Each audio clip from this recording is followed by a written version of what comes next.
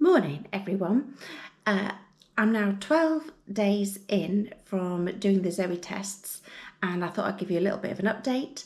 I'm going to use a few notes this morning so I don't kind of miss anything out and don't witter on, which is what I have a tendency to do. So, first 5 days of using the continuous glucose monitor were actually really fun, and I'm sure I've read posts where people have said the same thing. You're scanning your arm every 5 seconds and it's like, oh, look at this, look what happens. So I was scanning every chance I could and watching the graph that it formed with interest, noticing spikes, particularly with little things like having white bread, or disappointingly with a jacket potato that I accompanied with 1,000 vegetables. Didn't seem to make any difference. But as I say, it was interesting to show you the spikes. So I'm going to show you what these look like, just to give you a little bit of an idea. I don't know whether you can see that there. So that's what a spike looks like. So I was determined to try and control these spikes, and alongside this I did the lessons to learn how to, and these tasks should only take about 15 minutes of your time, I think. But what I discovered was one day I was trying to catch up. I went into the menu of the Zoe app, and I discovered there was all these myths and lessons that I seemed to have missed in 101. So I sat down for about 45 minutes and went through them all, but actually, it felt quite good. I felt quite empowered that I'd done it all, finished them. The next day, when 102 came in, there was a whole load of new tasks, and I was like, oh my God, this is actually quite time consuming. Maybe I've done something wrong. Maybe I should have let all those lessons come into my inbox, and actually, I don't know, maybe I've missed an instruction. I don't know. However, it did disillusion me a little bit. I thought, okay, here we go. Now, what's interesting about 102 is that it's where it gives you a challenge to do, and it's a breakfast challenge.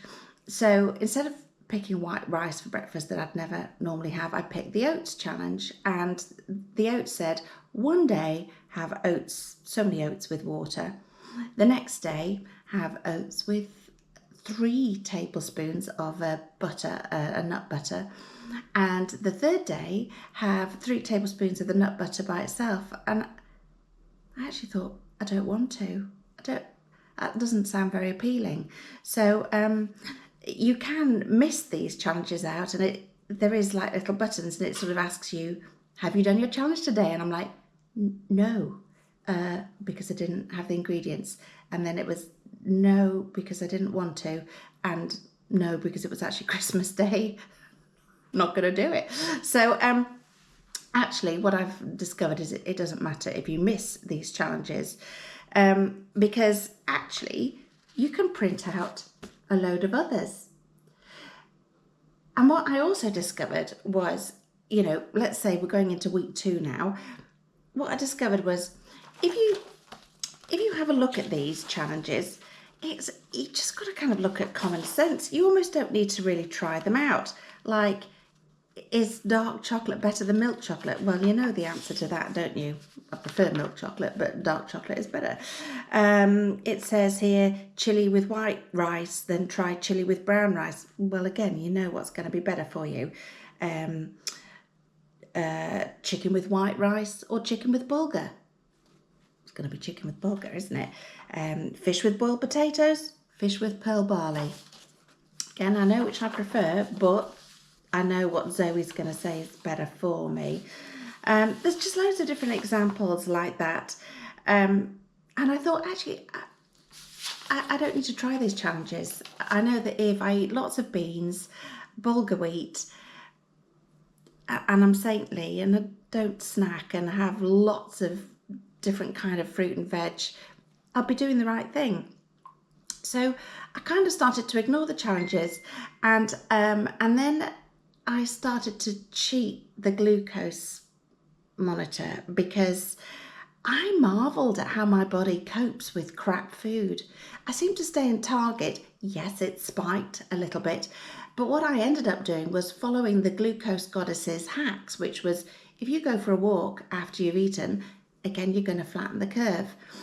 What I feel like I've missed from Zoe here is I kind of wish I'd had an example of what a good graph looks like, you know, and a good curve, and what a terrible one looks like, and so on, because I feel like I've had to do the research myself. And again, I'm going to show you what my results were, just in case they're of any interest, because I felt like some examples would have been really good here. So, by the way, I did screenshots before I took my glucose monitor off yesterday, because apparently then you lose all your data.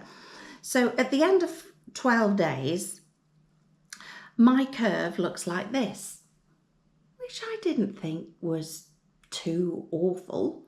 I don't know, maybe it is. I haven't got anything, I haven't got a benchmark to go on. Now, apparently, I was 98% in target, and I seemed to be off target only at the very, very beginning, but everything sort of seemed to settle down. And then this is the graph that sort of says, I think what your resting glucose phase is, and kind of what you peak to. Now, what I've also discovered is, well, I haven't just discovered it, I really pig out at night. I love to snack at night. It's terrible. But my average glucose mmol, whatever that means, was 5. Now, I think that's the top end of an average glucose blood thing. I don't really know. Look, I'm not good at this stuff, and I certainly don't know the science. But I think really my top end of my day was 6, and I think it should have been about 5. I think my resting point after I've been sleeping, it should have been 3, and it was 4. So I'm on the top end of average, according to Google. I haven't got any of that information from Zoe yet. Maybe I've just missed it. So that's all the testing phase. It was interesting, but after 12 days, I thought I'm taking it off. And I thought I would be adopting the changes a little bit more, but I just feel like I've kind of gone off piste a little bit. Follow the glucose goddess hacks is what I've put here. You know that ultra-processed food is going to raise your glucose levels. So if you kind of read the Chris Van Tuliken book, well, again, you're going to understand that a lot better. Zoe versus these other books at the moment, jury's out. But I'll go into a couple of other things in a bit more detail in a minute. But that's my experience of these 2 weeks. It's New Year's Eve. I've taken the monitor off, and I'm not going to worry about things today. Just out of interest, I have found a Facebook group that has been invaluable. And I've been following this for some time, even before I actually joined Zoe, because I was like, shall I, shan't I do this? It's a lot of money. And I asked the group's views on how they were feeling about doing a 4-month membership to a 12-month membership. The response I got back was actually to do a 12-month membership. It's a lot of money. I keep saying that. It's a lot of money. But what I like about this group is you get really honest feedback, and, you read so many things about people being so very, very positive about how Zoe's changed their lives. You also see that some people are saying, actually there are a few things here that are not quite up to scratch. So it's a really good place if you're in 2 minds whether to do it or not, to have a good read. And I'm just going to give you a couple of examples of some of the arguments and the debates if you're just one of those people who are trying to make up their mind.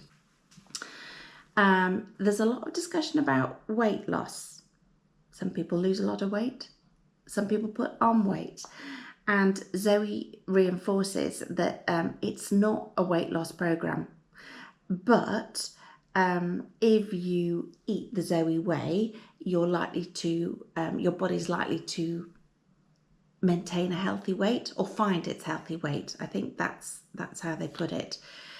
But people are finding in order to do that, they actually still have to kind of count the calories, which I think you can get on all your, when you're logging all your meals. By the way, I'm just saying that I did do all that for this testing period.